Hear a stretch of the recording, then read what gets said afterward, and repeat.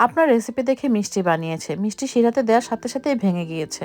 Recipe পুরোপুরি দেননি। কিছু একটা লুকিয়েছেন। কিছু একটা সিক্রেট আপনি শেয়ার করেননি। এরকম হাজারো কমেন্ট আসতে থাকে যেকোনো মিষ্টির রেসিপি শেয়ার করলেই।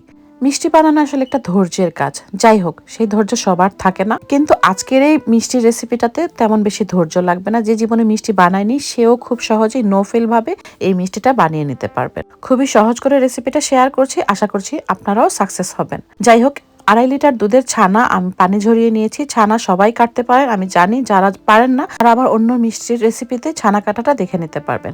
ছানাটাকে আমি ভালোভাবে হাত দিয়ে মথে ঝুরঝুরা করে নিয়েছি। যত সুন্দর করে ছানাটাকে মথবেন মিষ্টি ততটাই সফট এবং নরম তুলতুলে হবে। যাই হোক, আমার ছানা মথা হয়ে গিয়েছে। আর একটা প্যানে আমি এখানে 1/2 কাপ লিকুইড দুধ নিয়েছি, 1/2 কাপ গুঁড়ো দুধ নিয়েছি, আর দিয়ে দিচ্ছি প্রায় 1 কাপ চিনি। চিনির পরিমাণটা আপনারা মিষ্টির স্বাদ অনুযায়ী আপনাদের পছন্দ অনুযায়ী কমিয়ে বাড়িয়ে দিতে পারেন। চিনি, দুধ আর পাউডার মিল্কটাকে একসাথে মিশিয়ে নিয়েছি। চুলার জালটা আমি ধরিয়ে দিয়েছি। সামান্য একটু গরম হওয়ার পরেই ঝুরঝুরা করে নেওয়া যে মথে নেওয়া ছানাটা, সেই ছানাগুলো দিয়ে দিচ্ছি। ছানাটা দিয়ে অনবরত দুধের সাথে এভাবে নাড়তে হবে। একবারও কিন্তু নাড়ানো থামানো যাবে না, কারণ নাড়ানো থামলেই প্যানের নিচে গায়ে লেগে যাবে। এতে করে মিষ্টির গায়ে পোড়া গন্ধ উঠে যাবে। সামান্য একটু এলাচের পাউডার দিলাম, এতে করে মিষ্টিতে সুন্দর একটা সৌরভ অ্যাড করবে। নাড়তে নাড়তেই দেখবেন ছানাগুলো ঘন হয়ে এসেছে। আর এই পর্যায়ে হাতটা একটু সাবধানে রাখবেন, ছিটা উঠতে পারে। ছানাটা যখন অনেকটাই ঘন হয়ে এসেছে তখন আমি আরও 1/2 কাপ গুঁড়ো দুধ দিয়ে দিয়েছি। এই 1/2 কাপ গুঁড়ো দুধ শেষ পর্যায়ে অ্যাড করার কারণে কিন্তু মিষ্টিতে সুন্দর একটা ফ্লেভার অ্যাড হয়। আর এখানে আমি একটা সিক্রেট উপাদান শেয়ার করছি আপনাদের সাথে। এই সিক্রেটটা হলো, এখানে আমি 1 টেবিল চামচ কর্নফ্লাওয়ার সামান্য একটু লিকুইড দুধ দিয়ে গুলে নিচ্ছি। এই গুলে নেওয়া কর্নফ্লাওয়ারটা আমি একদম শেষ পর্যায়ে এই ছানার মিক্সারের সাথে মিশিয়ে নিচ্ছি। মেশানোর পর অনবরত নাড়তে থাকবো। আর নেড়ে নেড়ে যখন ছানার এই মিক্সারটা এরকম টেক্সচারের আসবে, মানে হালুয়ার মতো, খুব বেশি নরম না, একদম লেটলেটা নরম না, আবার একদম শক্ত না, সেই পর্যায়ে আমি চুলাটা বন্ধ করে একটা প্লেটে ট্রান্সফার করে ঠান্ডা করে নেব। মোটামুটি যখন এটা প্রায় ঠান্ডা হয়ে যাবে তখন আমি হাতে একটু ঘি লাগিয়ে নিচ্ছি। আপনারা তেলও মেখে নিতে পারেন, তবে ঘি দিলে মিষ্টির গায়েও সুন্দর একটা সৌরভ করে।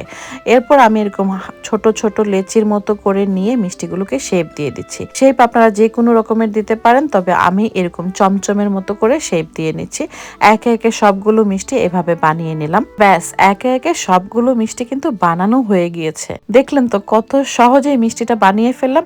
এভাবেই মিষ্টিটা সার্ভ করা যায়। কিন্তু আপনারা চাইলে আমার মতো গুঁড়ো দুধে কিংবা মাওয়াতে মিষ্টিগুলোকে গড়িয়ে নিতে পারেন। আমি ফুল ক্রিম গুঁড়ো দুধে মিষ্টিগুলোকে গড়িয়ে নিচ্ছি। এতে করে মিষ্টির স্বাদ যেমন বেড়ে যায়, তেমনি দেখতে মনে হয় একদমই নামি দামি কোনো দোকান থেকে কেনা। খুবই সহজ, একদমই নো ফেল ভাবে এই মিষ্টির রেসিপি কিন্তু আপনারা যে কোনো সময় যে কোনো আপ্যায়নে তৈরি করতে পারেন। আসছে ঈদে এই রেসিপিটা অবশ্যই আপনারা আপনাদের ঈদের মেনুতে রাখতে পারেন। আমি তো যে কোনো দাওয়াতের আগে বা অনুষ্ঠানের আগে এরকম করে মিষ্টি বানিয়ে ফ্রিজে রেখে দেই। এতে করে আমার ডেজার্ট বানানোর চিন্তা অনেকটাই দূর হয়ে যায়। খুবই সহজ, নো ফেল এই মিষ্টির রেসিপিটি কেমন লেগেছে অবশ্যই কিন্তু লাইক এবং কমেন্ট করে জানাতে ভুলবেন না। রেসিপিটি যদি ভালো লাগে শেয়ার করার অনুরোধ রইল। ইনশাল্লাহ আবারও দেখা হবে এরকমই কোনো সুন্দর রেসিপি নিয়ে। সেই পর্যন্ত সবাই ভালো থাকবেন, সুস্থ থাকবেন। আল্লাহ হাফেজ।